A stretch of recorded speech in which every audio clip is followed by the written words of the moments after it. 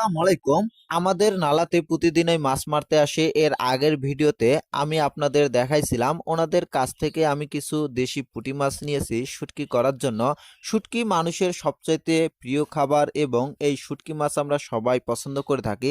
তবে বাজারে যে শুটকিটা পাওয়া যায় এটা কখনোই স্বাস্থ্যকর না, কারণ ওনারা এভাবে প্রসেসিং করবে না। আসলে আমরা বাজার থেকে যে খাবারটা কিনে খাচ্ছি সেটা শুটকি হোক বা অন্য কোনো খাবার হোক, আমরা কখনোই সেই খাবার সম্পর্কে জানতে চাই না বা এই খাবারে কি মেশানো হয়েছে, কিভাবে প্রসেসিং করা হয়েছে।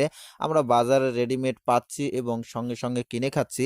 মানুষের জীবনের সবচাইতে বড় ডাক্তার তার শরীর, এবং সবচাইতে বড় ঔষধ সে কি খাবার খাচ্ছে, এটাই সবচাইতে তার বড় ঔষধ। কখনোই আপনাকে ভালো ঔষধ খাইতে হবে না যদি আপনি ভালো মানের খাবার খাইতে পারেন।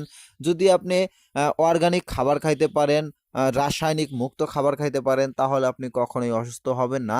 আপনি যদি রাসায়নিক যুক্ত খাবার খান, আপনি যদি একটি জ্বরের ট্যাবলেটও খান, তারপরেও আপনার শরীরে পার্শ্ব প্রতিক্রিয়া সৃষ্টি করে।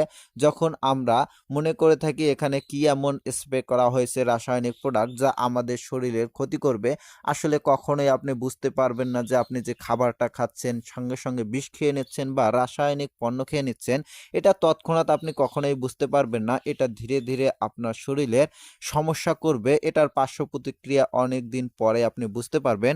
আর সবচাইতে বড় কথা, বর্তমান বাংলাদেশের মানুষের ভিটামিন ডি এর অভাবে ৮০% মানুষ ভুগছেন। আর এই ভিটামিন ডি এর অভাব পূরণ করতে শুটকি মাছ সর্বোচ্চ আহ, অগ্রাধিকার রাখেন, কারণ শুটকি মাছগুলো যদি আপনি প্রাকৃতিকভাবে বা অর্গানিকভাবে তৈরি করে থাকেন তাহলে এগুলা অনেক সময় ধরে রোদে শুকানো হয়। আর আমরা সবাই জানি সূর্যের আলোতে আছে ভিটামিন ডি, আর এই সব ভিটামিন ডি গুলো সূর্যের আলোতে থাকার কারণে এই শুটকিগুলো শুষে নেয়। শুষে নেওয়াতে এগুলো উচ্চ প্রোটিনশীল খাবার তৈরি হয়। আমাদের গরুর মাংসে আছে 60% প্রোটিন, এবং আমাদের শুটকি মাছে চলে আসে 70 থেকে 80% প্রোটিন, যা আমরা কখনো কল্পনাও করতে পারি নাই বা আমরা কখনো এটা নিয়ে ভাবারও চিন্তা করি নাই।